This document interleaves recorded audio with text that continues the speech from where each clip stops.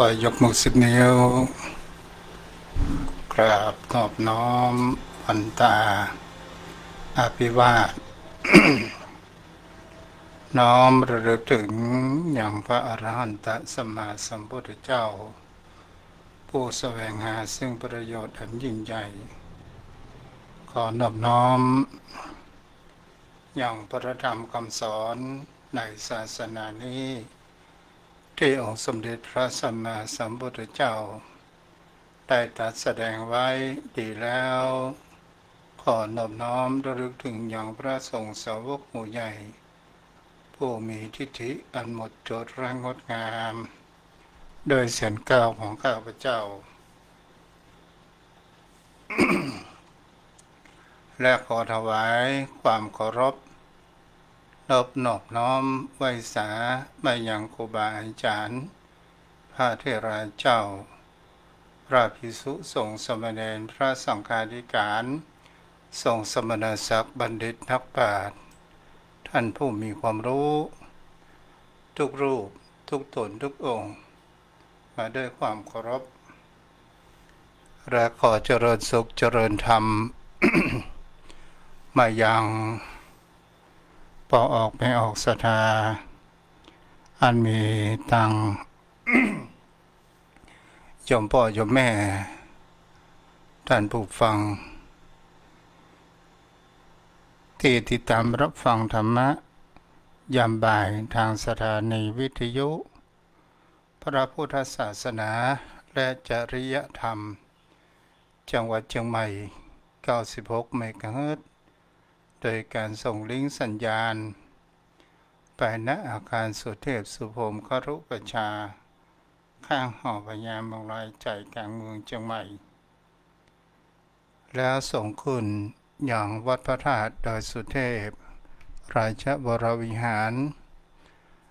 ได้รับความอนุเคราะห์เมตตาธรรม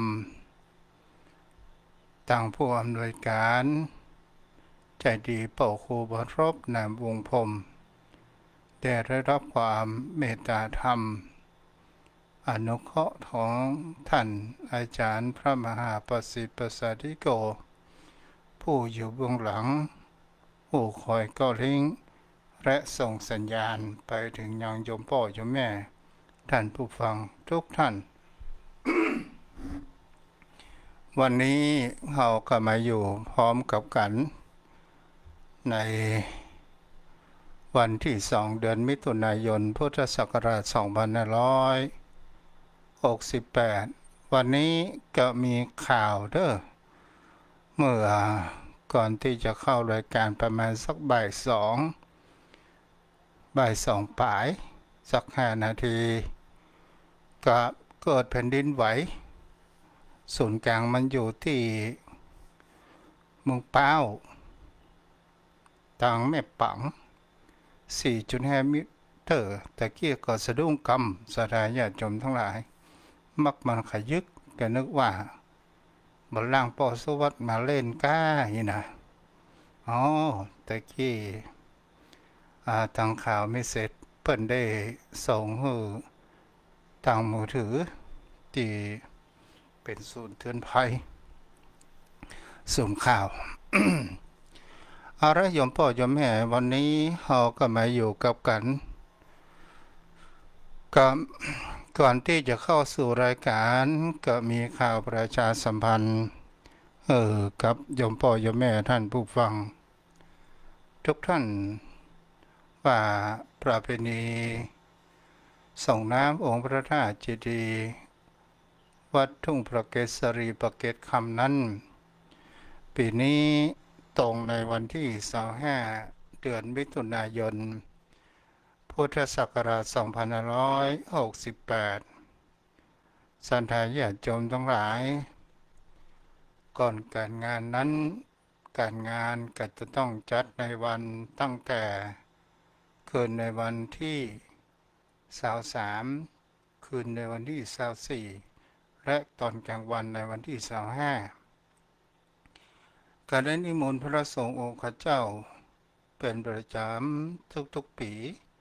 ครูบาอาจารย์พระสงฆ์องค์ข้าเจ้า ที่มีความหัววัดเติงหากันก็จะได้นิมนต์มาก็มันประมาณ30 กว่ารูปสาธาญาติโยมทั้งหลายทุกๆปีนั้นที่ผ่านมาก็โยมพ่อโยมแม่ช่วยกันเป็นเจ้าภาพก็อนุโมทนาบุญด้วยแล้วสาธาญาติโยมท่านใดที่จะเป็นเกิดใจได้ว่าอยากจะทำบุญเป็นเจ้าภาพก็สามารถที่จะเก็บปัจจัยตุปัจจัยรวบรวมได้แล้วก็ใกล้กันใกล้งานเราก็มาทำบุญกันแล้วก็ขออนุโมทนากับทางด้านเจ้าภาพมีต่างแม่ประณียุนนงเนตรพร้อมที่ได้ถวายจตุปัจจัยเมื่อเกิดเป็นบุญไว้กับตนกับตัวและมีแม่วิไลวรุณหาการที่ได้ทำบุญเป็นเจ้าภาพตามกำลังของท่านจำนวน500ปุญญาบารมีที่ได้สร้างบุญสร้างกุศลในการทำบุญแปลงเก้าอี้ก็ขออนุโมทนากับโยมแม่ทั้งสองท่านด้วยตลอดจนถึงแม่วรีเกษมพันธ์ที่ได้ทำบุญถวายโภชนะอาหารแล้วถวายปัจจัยเป็นเจ้าภาพ200ปุญญาบารมีตลอดจนถึงแม่สถาพรที่ได้บำรุงอุปถากได้ตันไข่ถวายพระภิกษุสงฆ์สามเณรก็ขออนุโมทนาบุญตัวเนาะอะไรโยมพ่อโยมแม่ แม่สถาพรอมรบุญตรีผลนั้นก็ทำบุญทุกสัปดาห์ตันไข่ถวายไข่ทิศละ2 แพ็คก็ขออนุโมทนาบุญตัว วันนี้เราก็มาอยู่กับการโยมพ่อโยมแม่เกี่ยวกับเรื่องการศึกษาในวิถีชีวิตในคนเรานั้นจะเป็นสิ่งที่เราจะลองพิจารณาดูว่าการที่คนเรานั้นเกิดมาแล้วสิ่งที่คนเรานั้นจะหันว่าวิถีชีวิตของคนเรานั้นมันไปอยู่กับที่วันนี้จะอู้ในเรื่องแห่งความเปลี่ยนแปลงความเปลี่ยนแปลงมีอยู่บนโลกใบนี้เปลี่ยนแปลงตราบใดเราบอกเข้าสู่แห่งเขาว่าพ้นจากแห่งเขาว่าวัฏสงสารนั่นก็คือเขาว่านิพพานมันก็อยู่ในการเปลี่ยนแปลงในวิถีชีวิตของคนเรานั้นเกิดขึ้นแท้ที่จริงแล้วความคำว่าเกิดคำว่าแก่คำว่าตายแท้ที่จริงแล้วมันเป็นสมมุติสัจจะมีการสมมุตินั้นเกิดขึ้นบนโลกใบนี้แท้ที่จริงแล้วมันก็คือความเปลี่ยนแปลงการเปลี่ยนแปลงมันก็มีอยู่ในลักษณะ2อยู่ในลักษณะนั้นก็คือเปลี่ยนแปลงไปสู่ในทางที่ดีและเปลี่ยนแปลงบางครั้งไปสู่ในทางที่บดีหรือเปลี่ยนแปลงแห่งด้านจิตใจของผู้คนเราเปลี่ยนไปในทางเปลี่ยนแปลงใหม่หรือเปลี่ยนแปลงไปในที่เหมาะสมอารมณ์นั้นเกิดขึ้นในที่นี้ก็จะมาเกี่ยวกับแห่งคำว่าเปลี่ยนแปลงสถานอย่าจมบ่ได้เปลี่ยนแปลงยาสีฟันอะไรอย่างเด้อเปลี่ยนแปลงในที่นี้ก็คือการที่คนเรานั้นคงสภาพทงดนอยู่นั้นบ่ได้แม้กระทั่งธรรมชาติร่างกายจิตใจของคนเราและเป็นสิ่งที่บุคคลเรานั้นตามที่ลูกตุนั้นได้ศึกษามาว่าที่สมเด็จพุทธจารย์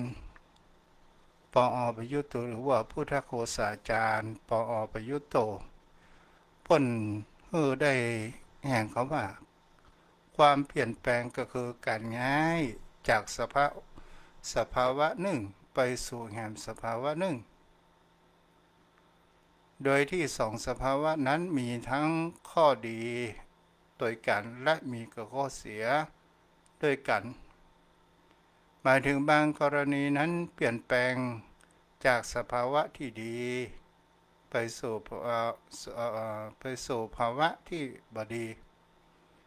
บางกรณีนั้นก็เปลี่ยนแปลงไปในทางภาวะที่บดีไปสู่ภาวะที่ดีแล้วก็เป็นสิ่งที่คนเหล่านั้นจะเห็นได้ว่าพระพุทธองค์นั้นตรัสว่าบนโลกนี้ก็มันมีแก่อยู่สองประการมีมืดก็จะต้องมีสว่างมีดีก็ต้องมีชั่วแต่ถ้าว่าคนเขานั้นเป็นสิ่งที่คนเหล่านั้นควรจะศึกษาว่าเราจะทำอย่างใดความดีหรือความสุขใจนั้นเกิดขึ้นกับตนตัวของเราและเราจงยอมรับสภาพแห่งความเป็นจริงก็คือความเปลี่ยนแปลงการเปลี่ยนแปลงนั้นบางครั้งบางคราวก็เป็นสิ่งที่เราจะเห็นได้ว่ามันมีความที่ตายตัวแน่นอนเกิดขึ้นแต่เป็นสิ่งที่คนเรานั้นจะเห็นได้ว่าการเปลี่ยนแปลงอยู่ในจิตในใจของคนเราอย่างกับว่าบุคคลที่รับราชการจงพ่อโยมแม่เราจะเห็นได้ว่าจะเป็นผู้ทำหน้าที่ราชการการงานต่างๆนานาเพราะว่าเมื่อมีวิถีชีวิตอยู่ในราชการนั้นมีอย่างเขาว่า ยศถาบรรดาศักดิ์มีอำนาจพอถึงอยู่ในอำนาจนั้นผู้คนทั้งหลายก็เวลาเราจะไปที่ไหนมีแต่คนกรีกจอในการต้อนรับต่างๆนานานั้นเกิดขึ้นแต่ถ้าว่าเราหมดอำนาจแล้วศรัทธาญาติโยมทั้งหลายหรือว่าเกษียณอายุแห่งราชการก็ตามตอนสุดท้ายเราผู้คนที่แวดหน้าแวดหลังของคนเรานั้นก็บ่มีเพราะว่าเรานั้นหมดอายุราชการหมดอำนาจแต่เป็นสิ่งที่ผู้คนเรานั้นจะต้องเผชิญเจอเหมือนกันครับโยมพ่อโยมแม่เราก็เหมือนกันเวลาเมื่อเราหนุ่มนั้นเรามีอำนาจแห่งเงินตาถ้าบุคคลที่มีเงินมีทองมีแต่ผู้คนแวดหน้าแวดหลังล้อมหน้าล้อมหลังนั้นอยู่เสมอเอาอกเอาใจอย่างใดบ่เทื่อเวลาคนเฮานั้นหมดเงินหมดทองหมดปุญญาปรมีหมดอำนาจต่างๆและก็เป็นสิ่งที่เราจะเห็นได้ว่ามันก็บ่มีคนที่จะเข้ามาหานอกจากว่าเป็นมิตรที่แท้เป็นมิตรคู่ใจที่อูจามันจะมีคนสองคนเพียงเท่านั้นและก็เป็นสิ่งที่บุคคลเหล่านั้นจะเห็นได้ว่าสุดท้ายเนี่ยสิ่งที่คนเหล่านั้นจะได้รับถ้าเราคิดอย่างประตันนั้นก็คือความเงียบเหงาความเศร้าเพราะว่าทุกสิ่งทุกอย่างนั้นมันบอกมีเหมือนเก่าโยมพ่อโยมแม่ทั้งหลายและก็เป็นสิ่งที่บรรดาสิ่งที่ในโลกในนี้เราจะเห็นได้ว่าความจริงมันคืออันหยังตามที่พระพุทธองค์นั้นได้ตรัสในเรื่องแห่งคำว่ารสโยมพ่อโยมแม่เราจะเห็นได้ว่ารสแห่งอาหารรสแห่งน้ำก็ตามโยมพ่อโยมแม่เราก็ดูว่าบางครั้งบางคราวเราดื่มกาแฟเรากินน้ำหวานเราจะเห็นว่ารสชาติแห่งน้ำกาแฟก็ตาม โอวัลตินก็ตามน้ำชาเครื่องดื่มอะไรอย่างก็ตามมันก็มีรสชาติแตกกันไปต่างๆนานานั้นเกิดขึ้นพระพุทธองค์ว่ารสน้ำที่มีแปรเปลี่ยนสภาพไปมันก็บ่สามารถที่จะสู้รสแห่งน้ำจืดได้จอมพ่อจอมแม่เฮาจะหันได้ว่าวิถีชีวิตของคนเฮานั้นแท้จริงแล้วน้ำดื่มที่ใสสะอาดมันมีรสชาติมากกว่ารสไหนๆนั้นเกิดขึ้นก็คือหมายถึงสิ่งที่เฮาต้องการมากที่สุดต่อมาวิถีชีวิตของคนเฮานั้นศรัทธาญาติโยมทั้งหลายยามเมื่อเฮามีแห่งเขาว่ามีพละกำลังมีวัยที่อันหนุ่มเฮาก็จะมีความคิดในเรื่อง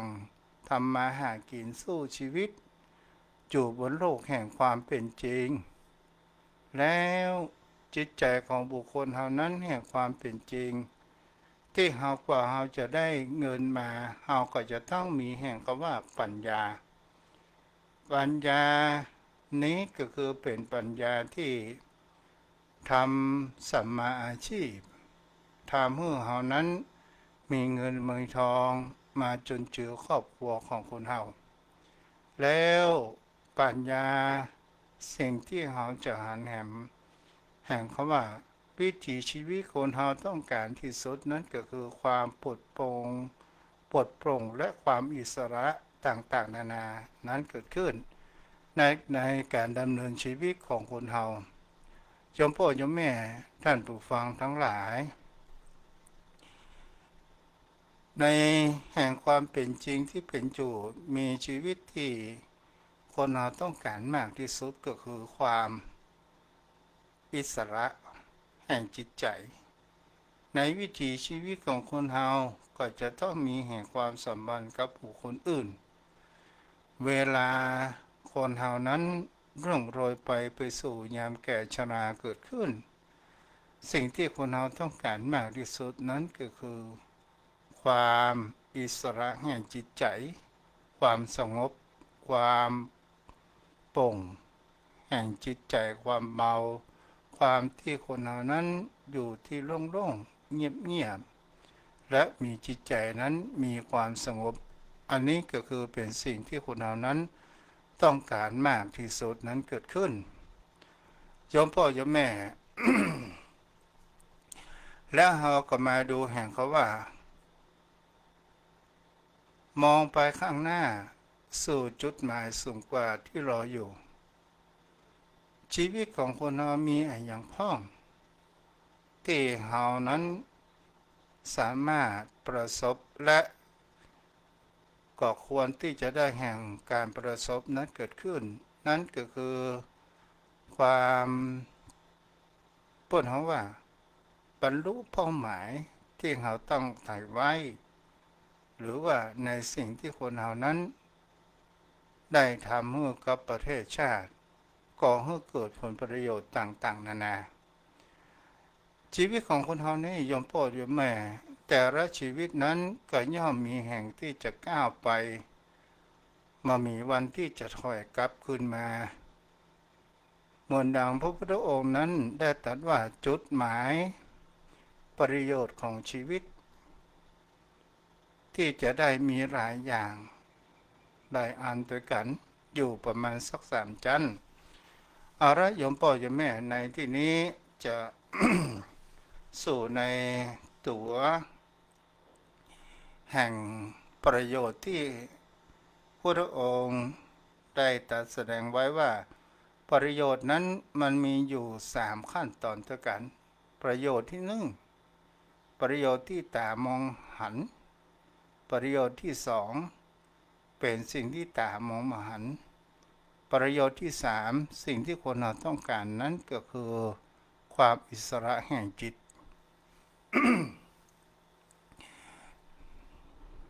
อย่างเดิมเนาะ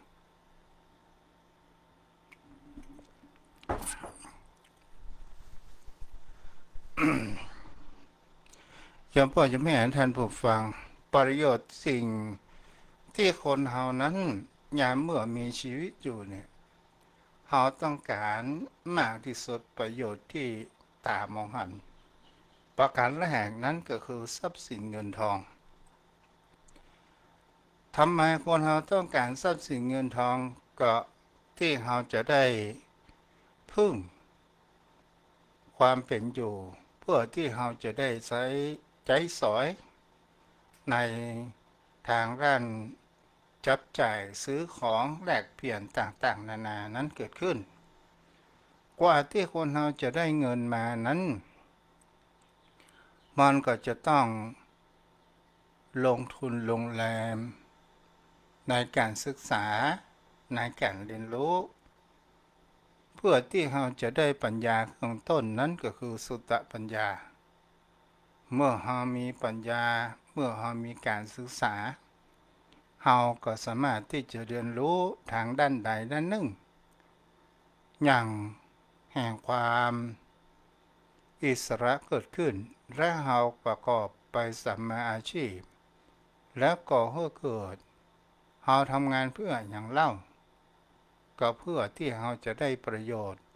ทรัพย์สินเงินทองนั้นมาเพื่อที่เราจะแลกเปลี่ยนสิ่งของจะแลกเปลี่ยน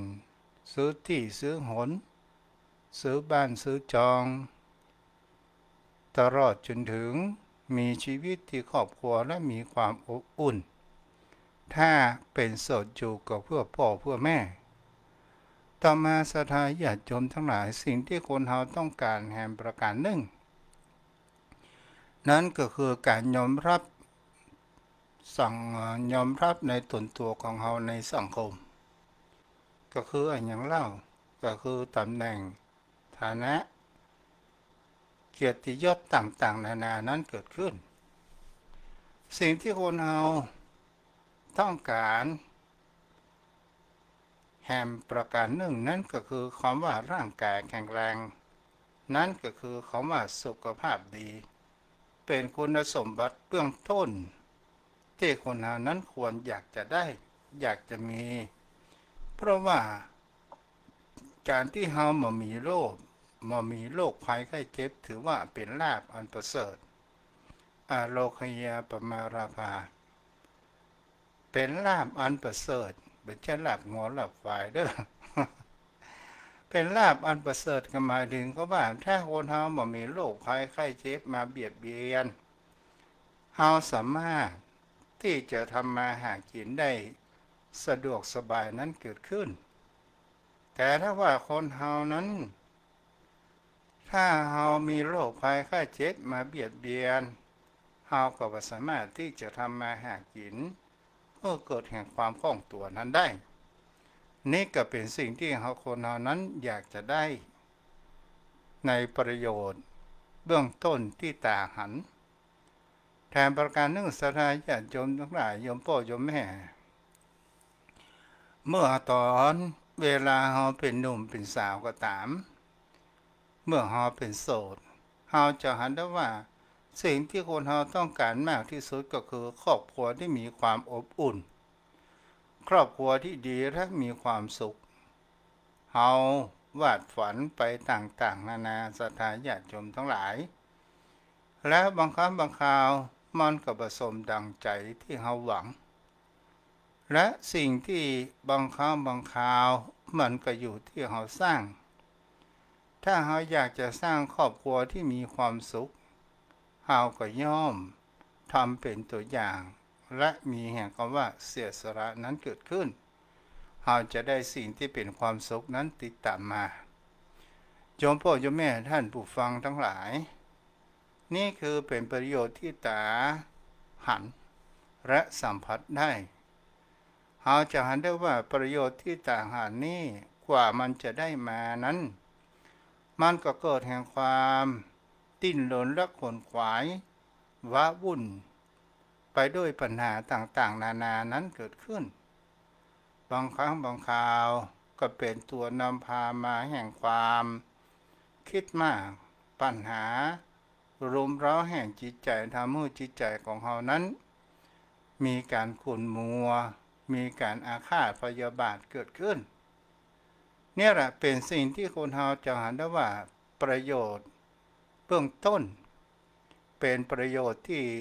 เราสามารถสัมผัสนั้นได้คนเราก็กว่าจะได้มันมาก็จะต้องดิ้นรนสู้ฝ่าฟันอุปสรรคปัญหาถึงจะได้มันมาแต่คนที่มีความเกียจคร้านก็บ่สามารถที่จะได้ประโยชน์ในสิ่งเหล่านี้เกิดขึ้นต่อมาศรัทธาญาติโยมทั้งหลายประโยชน์ที่บุคคลเราอยากจะได้แห่งประการหนึ่งคือประโยชน์ที่เลยตาหันหรือว่าตามองเห็นเรียกว่าเป็นประโยชน์ในเบื้องหน้าก็คือการทำให้ชีวิตนั้นมีอย่างมีคุณค่าทำชีวิตนี้ทำให้เกิดแห่งความดีงามและประเสริฐเกิดขึ้นนั่นก็หมายถึงเขาว่าประโยชน์ในโลกหน้าเป็นสิ่งที่คนเราจะหันได้ว่าปัจจัยมีเฉพาะแห่งความสุขแล้วเพียงแค่ร่างกายเนี่ยถ้าเรามองผิวเผินต่อหน้าต่อตาในสิ่งเหล่านี้มันก็คือนามธรรมนี่แหละก็คือความรู้สึกเราจะหันได้ว่าวิถีชีวิตของคนเรานี้เนี่ยเราเคยมีความสุขจากวัตถุสิ่งของที่เราได้เอามาบำรุงบำเรอร่างกายและครอบครัวของเรานั้นก็คือปัจจัยสี่เพื่ออย่างเล่าโยมพ่อโยมแม่ก็เพื่อความสะดวกสบายเราแสวงหามาได้นี่เป็นความสุขภายนอกความสุขเหล่านี้เป็นความสุขที่มันมีความจีรังและยั่งยืนเกิดขึ้นเมื่อเราหันสิ่งของว่าสิ่งเหล่านี้มันสามารถทำให้เราความสุขและอำนวยความสะดวกได้จริงทำให้ความสะดวกสบายนั้นเกิดขึ้นได้แต่จะไปลืมว่าการเปลี่ยนแปลงมันยังมีอยู่มีการเปลี่ยนแปลงเพื่อพัฒนาตัวใหม่เขาก็อยากจะได้ตัวใหม่นั้นเกิดขึ้นเพื่อความสะดวกสบายในวิถีชีวิตของคนเราต่างๆนานาเมื่อแสวงหามาแล้วมันก็มามีที่สิ้นสุดถึงเราจะบำรุงร่างกายของคนเรามากมายมหาศาลมากเกินควรโดยการที่ว่าเราหล่อเลี้ยงชีวิตนี้เพื่อเกิดแห่งความอุดมสมบูรณ์เพราะอย่างเล่าเพราะที่เราจะบ่ได้มีพยาธิอันมาเบียดเบียนมากนักประการที่สองเพื่อที่เราจะมีชีวิตอยู่คงทนเป็นอมตะแต่ที่จริงแล้วชีวิตนี้มันก็มามีอมตะแต่สิ่งที่บุคคลเรานั้นจะหันได้ว่าทรัพย์สินเงินทองต่างๆนานาทั้งหลายถามว่าจำเป็นก็เป็นสิ่งที่จำเป็นมากในการดำรงชีวิตของคนเราเพื่อให้เกิดความสุขและความสะดวกสบายในการเป็นอยู่แต่มันเป็นความสุขที่ไม่มีจีรังแต่สิ่งที่คนเราควรจะแสวงหานั้นก็คือความสุขทางด้านจิตใจและการเรียนรู้พัฒนาจิตใจตนตัวของคนเราเป็นสิ่งที่สำคัญมากที่สุดที่มันเป็นประโยชน์โดยตาหันโยมพ่อโยมแม่ทรัพย์สินเงินทองมันก็มามีความสุขเท่ากับปุญญสมบัติสิ่งที่คนเรานั้นจะหันได้ว่าทำไม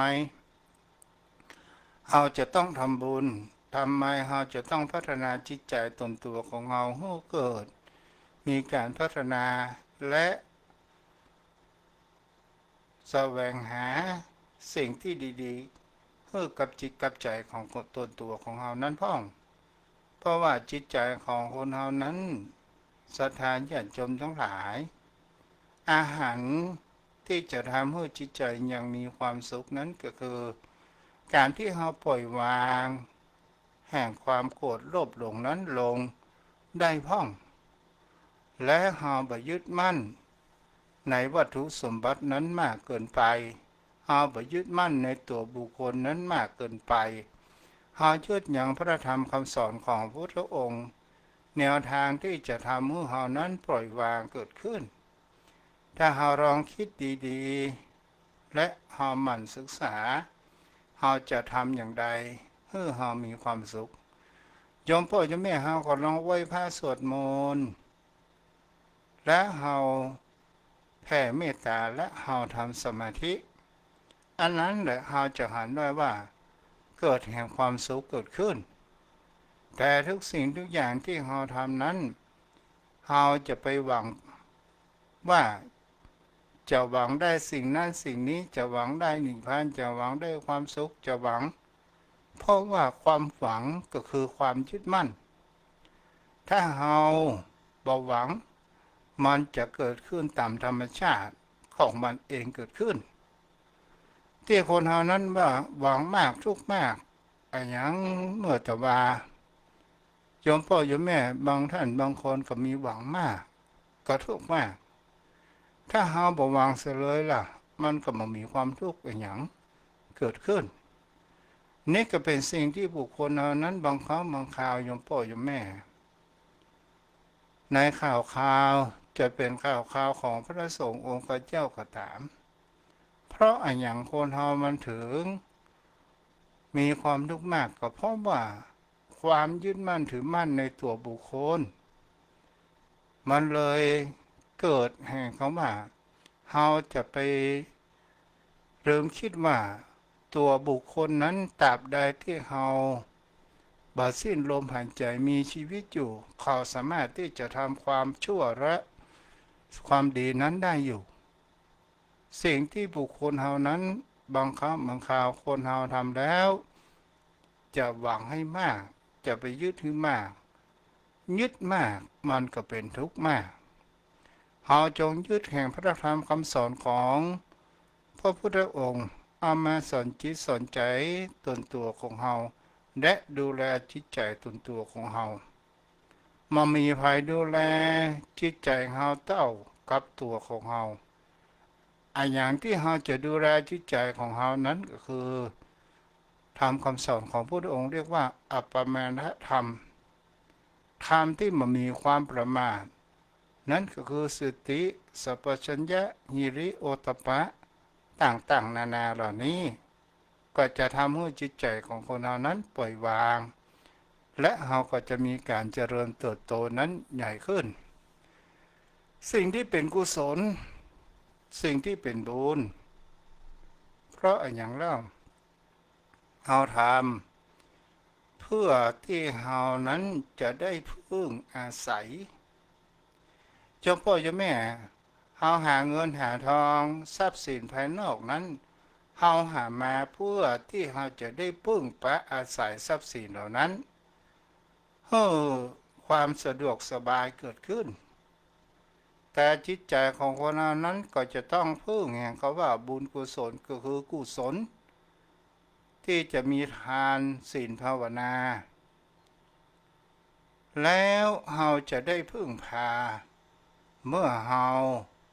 ล้มหายตายจากโลกนี้ไปเราก็จะได้เลือกพึ่งพาบุญทำไมเราต้องทำบุญเป็นเนืองนิดเล่าก็เพราะว่าทำให้จิตใจของเรานั้นเปิ้นฮ้องว่าบรรลงตายคำว่าบรรลงตายในที่นี้ก็หมายถึงคำว่าเจ้ามามีความกระซับกระส่ายทุกสิ่งทุกอย่างเราได้เตรียมเสบียงต้นตัวของเราไว้พร้อมแล้วนี้ก็คือเป็นสิ่งที่เรานั้นจะเห็นได้ว่าเมื่อคนเราทำสิ่งใดก็ตามเป็นเนืองนิดจะเป็นอุปนิสัยและก็เป็นสันดานจิตของเราก็จะผูกพันสิ่งนั้นมากอย่างกับโยมพ่อโยมแม่ท่านผู้ฟังที่ได้ฟังลูกทุได้อูได้จ่าเนี่ยเราก็ลองดูสังเกตว่าแฟนคลับรายการบางคนก็มีจริตชอบฟังธรรมะบันเทิงบางคนก็ชอบฟังธรรมะคำสอนบางคนก็ชอบธรรมะบรรยายนี่เพื่ออย่างล่ะก็เพื่อคือเกิดแห่งความสุขและเกิดปัญญาของคนเราต่อมาวิถีชีวิตของคนเราต้องการมากที่สุดนั้นก็คือความอิสระ ความอิสระแห่งจิตก็คือความที่บ่ผูกพันบ่ความบ่ยึดมั่นถือมั่นเพื่ออย่างศรัทธาญาติโยมทั้งหลายเราจะไม่ได้ตกในอำนาจกระแสแห่งความเปลี่ยนแปลงแปรปรวนของบนโลกใบนี้อย่างที่เราหันในโลกธรรมถ้าเรามีโลกธรรมแปดสนายญาติโยมทั้งหลายนั้นก็คือมียศเสริมยศมีลาภมียศเสริมยศมีสรรเสริญมีนินทามีทุกข์และก็มีสุขมีลาภเสื่อมลาภนี่แหละเป็นสิ่งที่เราจะได้ว่าเรามองไปแล้ว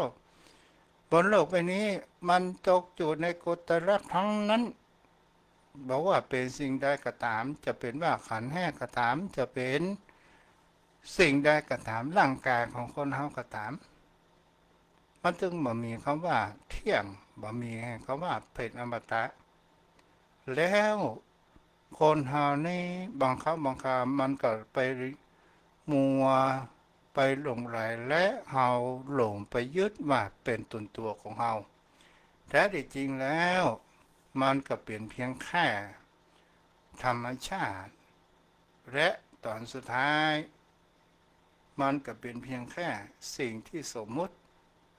สิ่งที่คนเฮานั้นเกิดมาได้ก็เพราะว่าเฮามีบุญเฮาเกิดมาเพื่อที่เฮาจะทำบุญกำไรที่จะได้สั่งสมไปในภพภูมิข้างหน้า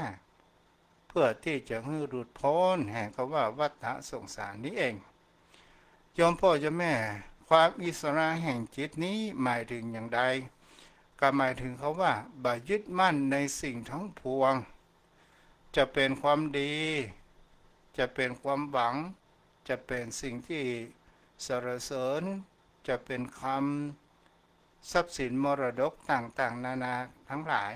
แม้ตนตัวของเฮาก็ตามเฮาจะเห็นได้ว่าร่างกายตนตัวของเฮานี้เนี่ยแท้ที่จริงแล้วมันก็เป็นเพียงแค่วัตถุอันประกอบไปด้วยดินน้ำลมไฟเมื่อเฮาหมดลมหายใจจิตของเฮานั้นออกจากร่างอุปมาเหมือนดั่งบ้านเก่าบ้านที่มันผุพังไปด้วยปลวกแคะเลมต่างๆนานาตอนสุดท้ายบ้านจะพังเมื่อเฮาทนอยู่ในบ้านที่จะพังตอนสุดท้ายบ้านมันโค่น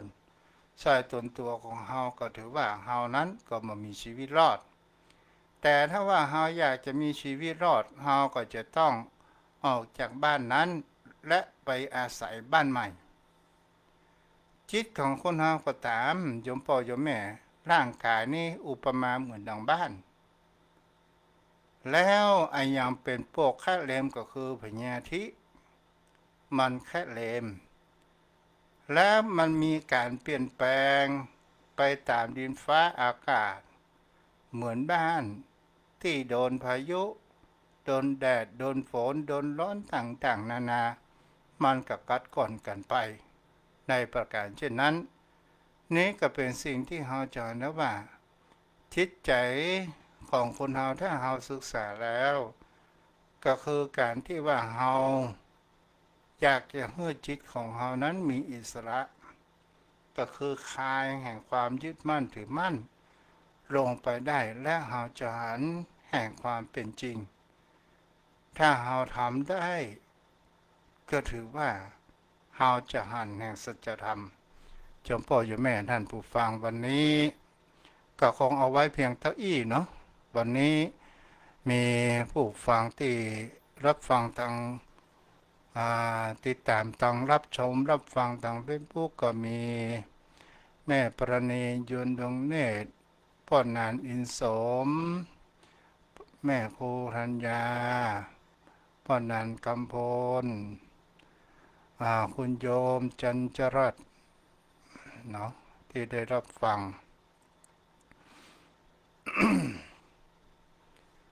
แม่จุนศรีภาชาโยมแม่สมศรีน้อยปัญญาคุณโยมดวงสอนสันทิรัตน์เนาะ เอาละติดตามทางมือถือก็มีทางแม่หน่อยในเมืองแม่หอมประสางอืม แม่ก้อยสันกำแพงเนาะที่ติดตามรับฟัง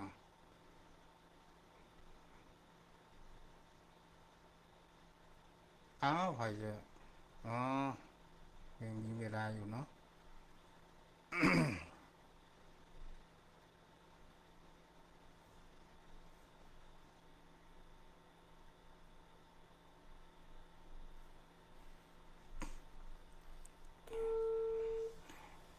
อ๋อยมปีจันจรัสว่าผมฟังแล้วมองหัวอยู่อะพยายามจะให้ง่ายๆเนาะ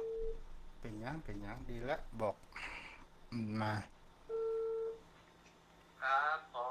กราบแทบใต้ด้วยสารเมตตาบารมีธรรมท่านเจ้าด้วยความเคารพสูงยิ่งครับท่านพระคุณเจ้าเจริญพรเดิมปะหนานฮ้อนก่อนครับวันนี้ครับโอ้วันนี้ลมท่านพระคุณเจ้าลมปั่นป่วนกันแต่มันขยันตั้งท่าฝนจะลงกันแล้วท่านพระคุณเจ้าอืมตั้งแต่เจ้าแล้ว2 วันแล้วครับท่านเจ้าลมโอ้โหลมยังลมหนาวเข้ามาได้มันระมัดระวังแผ่นดินไหวเด้อปะหนานเด้อมันเนื่องครับจะคิดกับลมข่าวเข้าไว้สาท่านเจ้าแต่ก่อนที่ตู้เจ้าจะออกได้เตรียม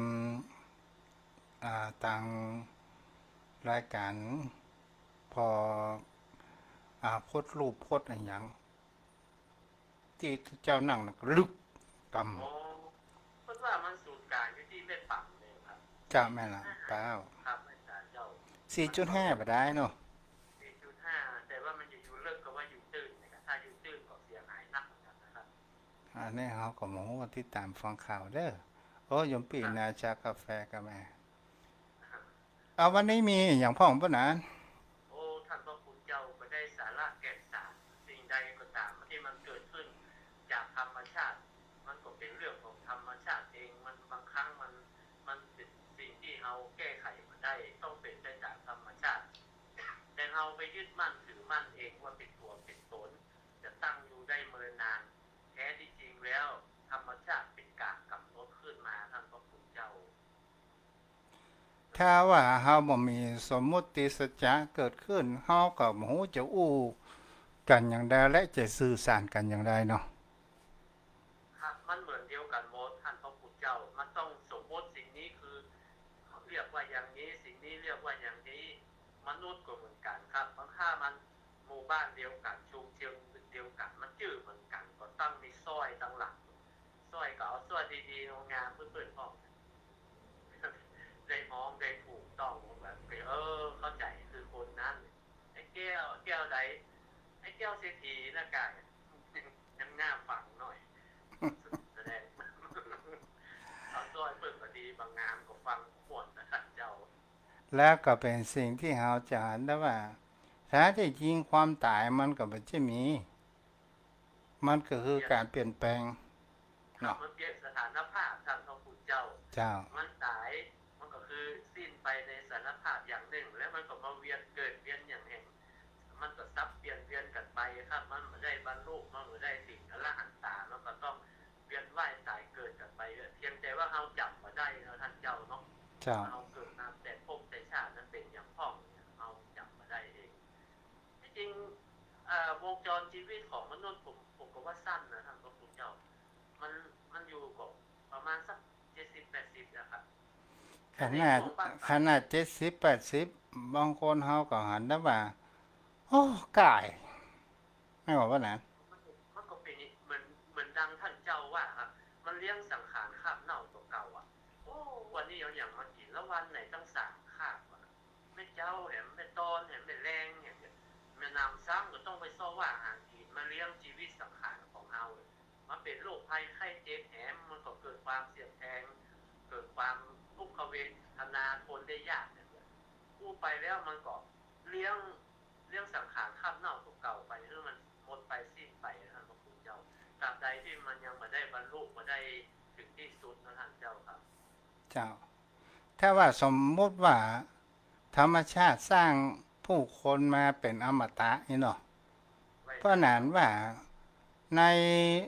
โลกใบนี้นี่จะอยู่กันหมดก่อน มันอยู่กันบางมดบอกว่าท่านเจ้าแล้วใครจะมาเลี้ยงพ่ออุ้ยแม่หมดเฮาน่ะแล้วใครจะเป็นคนเลี้ยงน่ะโอ้แล้วเกิดมารุ่นหลังมันก็ยังครับวิบากกรรมมันต้องไปเลี้ยงตั้งแต่ต้นว่ะลงมาถึงตัวเก่าแล้วก็จะเอากำลังที่ไหนมาสว่างเลี้ยงพันธุ์พ่อบุรุษที่ยังมีเออเรื่องนี้เพราะนั้นไหวสาเจ้าคนเฒ่าคนแก่ที่เปิ้นจ้างเล่าสมัยหมู่เฮาเป็นละอ่อนเปิ้นว่าคนเฮาเนี่ยน่ะแท้ที่จริงแล้วเนี่ยมันลอกคราบได้ แต่คนเฮามันกลัวเอาคราบนั้นไปเผาไฟอ่ะเลยลอกคราบมาได้เหมือนดังงูอีกอ่ะเขาจะเป็นเช่นนั้นมันคงจะเป็นนิยายปรำปราอย่างนั้นเหมือนล่ะกะกับชีวิตของคนเฮานะที่ว่าเปิ้นฮื้อมาแค่30 ปีฮื้องัวก็ฮื้อ30หมูหมาถูกมาเถอะบอกหมาก็ฮื้อ30บอกก็ฮื้อ30แล้วคนเฮาเนี่ยมันความอย่างว่าความโลภเนี่ยอู้ไปตามเรื่องเนาะความโลภหรือว่าความอยากได้เด้อโอ้30เนี่ยมันกำลังม่วนมันหมดบวยลงไปปล่อยเด้ออันหมาเขาว่าโอ้30เฮาไปเฝ้าวัวเฝ้าของตายอะจ้ะมันอย่างมาเมินล่ำเมินเหลือมาเฝ้าของคือมนุษย์เนี่ยเอาไปคืนให้เปิดแผลเอาสิปีก็พอละอันเช้าเนี่ยก็เอาไปฮื้อคนมามันนี่พอเหี้ยงัวก็ว่าโอ้ยมีอาการอย่างนักแท้นักว่าไป30 ปีตายอะไรเนาะหลังแอะหลังแอนหลังฮักโมแล้วก็เอา10 ปีก็พอละอัน20 ปีแล้วก็คนก็ขอเอาไปฮื้อคนก็เอามาเห็นผลสุดท้ายบอกว่าโอ้จะมาอยู่กับมนุษย์จะมาเล่นหลอกคือมนุษย์ได้มีความสุขตายกับ30 ปีเมื่อเตะเมื่อว่าเอา10 ปีก็ละ20 ปีนี่อย่าไปคืนเนี่ยมนุษย์เขาก็ขออย่างชีวิตมนุษย์คนเฮามันเสวยอายุของสัตว์ต่างๆตามที่ความว่าเป็นความเป็นมนุษย์คนเฮาเนี่ย30 ปีเนี่ยหมดถือว่าเฮาจะหาได้ว่าอายุของคนเฮาหมดไปจาก30 ปีถึง40 ปีนี่เหมือนควายเนาะพวกนั้นครับเป็นเช่นนั้นท่านเจ้าได้30 ปีน้ำม่วนน่ะอายุม่วนกินข้าวกับลำรับก็ดีบ่ฮู้อิดฮู้หิวเพราะว่ามันเสวยอายุคนน่ะโอ้มันอย่างมันมีความสุขเบิกบานแต่ว่าโอ้เขาก็ขึ้น50-60ไปแล้วเริ่มแผ่วเริ่มยิดลุก40เอ่อ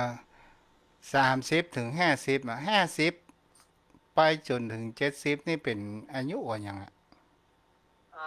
อ10 ปีอาบน้ำหนาว20 ปีเอาสาวกล้า30 ปีบรรณาสมาธินิยการ3อ๋อถ้า40 ปีนี่เป็นของวัวของควายอยู่ครับอืม50 ปีเป็นของหมาครับท่านเจ้าเอาเฝ้าบ้านเฝ้าจองเหรอครับ60 70นี่มันก็เริ่มเข้าเริ่มแก่เป็นของวอกเป็นของลิงนี่แหละครับมันเหี่ยวมันนะเปิ70ดว่า70ต้นไปนี่ก็คือเป็นอายุของลิงเนาะครับแม่วิมัน จุหลอจุหลานกว่าหลานให้กิ๊กบะเอ้เนาะโอ้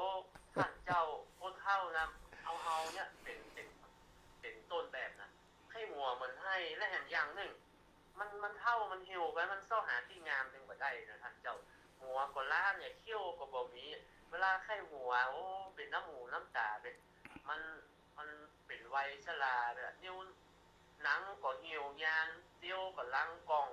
เตี้ยวก็ปัดไปปัดมาบ่ซื่อบ่ตรงมันหมดความงามหมดความคงทนเหมือนต้นไม้ดอกไม้นะท่านเจ้ามันไม่เจ้าก็ยังดูงามบ่ายสายไปมันก็เหี่ยวเหมือนดอกอย่างเยอะกันนะครับท่านเจ้าคนเฮาอย่างนี้ฮะมันที่มันย้อมจิตย้อมใจกันนี่มันอู้คือม่วนใจไปแล้ว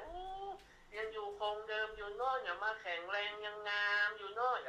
กับเพื่อนย้อมใจกันแต่ที่จริงแล้วมันบ่ใจมันเสื่อมไปถึงวันนะมันหมดความงามไปถึงวันท่านเจ้ามันไม่ใช่อยู่คงที่หรอก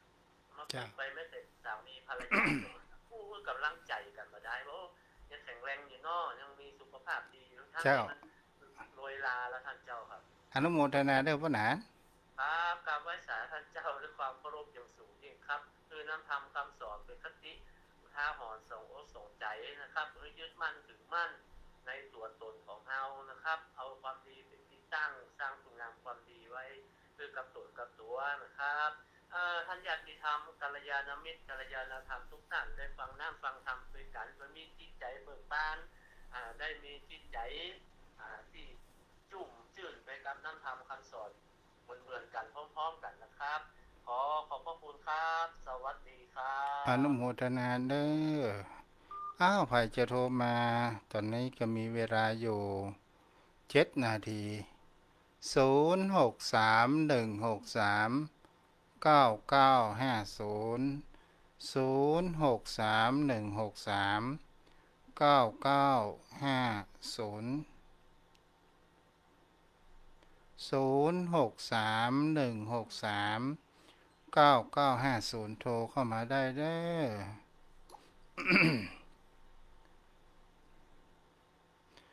แม่หอมป่าซางรับฟังอยู่เนาะ0631639950เงียบปิ้งเนาะ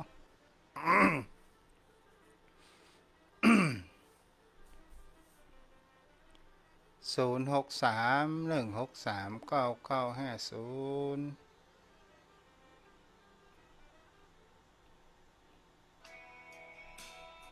เจริญพรแม่อะไร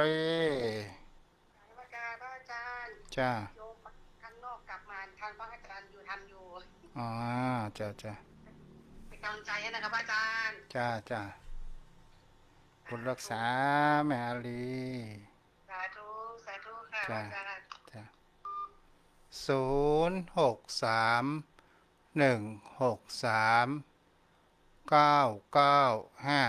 0631639950 0631639950เจริญพรเจ้าวัดสายพานนะพระครูนะเจ้าอันนี้เสียงเหมือนไม่แหละโยมแม่อยู่ปากหกแสอำเภอปราแซงพี่เจ้าปากหุฟ้าจ้าเป็นกำลังใจให้ทางนะเจ้าเป็นจะได้พ่อป่าซางน่ะก็แดดออกนะเจ้าเจ้าแดดบ่ฮ้อนเนาะเจ้าบ่ฮ้อนเจ้าอนุโมทนาเด้อจำไว้สาธารนะเจ้าแม่ก้อยแม่จากที่จัดแหงมาจากนะวันนี้ไหวจากกระแพงเจ้าเรียกแม่เดี๋ยวว่าดังร่มเจ้าเป็นยังเจ้าระวังเด้อมันสูญแก่ของอยู่สักกระแพงนะที่ได้ไหมเด้อเจริญพรใครโทรมาแล้วก็วางสายเพีย0631639950 0631639950 0631639950จมพ่อจมแม่วันพรุ่งนี้ก็เป็นวันศีลวันพระเดือน9เหนือออก8ค่ำเนาะประเพณีส่งน้ำองค์พระธาตุเจดีย์วัดสรีปะเก็ตคำพระธาตุสรีปะเก็ตคำวัดทุ่งปะเก็ตปุ่นเด้อวันที่25เดือน9ดับเนาะปีนี้เดือน9ดับเต็มเนาะสถานญาติโยมทั้งหลายใครจะโทรมาโทรเข้ามาได้0631639950แฮม3 นาทีสุดท้ายนะน้องคนเดิมสาธุอนุโมทนาเด้อที่รับฟังกันเนาะก็มี หลายท่านหลายคนด้วยกันที่รับฟังแม่เรือนแก้วเจริญพรแม่เจริญพรแม่เรือนแก้วรับฟังอยู่กันแล้วนะอ้าวขายสุดท้ายโนมาเนี่ยเจริญพรแม่ขนเมืองไปได้ยินเสียงเมืองแล้วเด้อฮัลโหล อารอนพร นมัสการค่ะ อ๋อมันได้เสียงยินได้ยินเสียงยินแม่โยมแม่เมินแล้วเด้อ เจริญพรแม่ขนเมืองไปได้ยินเสียงเมืองแล้วเด้อ ก็ลองดูว่าจะจำเสียงได้ลองดูว่าจะจำเสียงได้ แม่ปิดวิทยุก่อน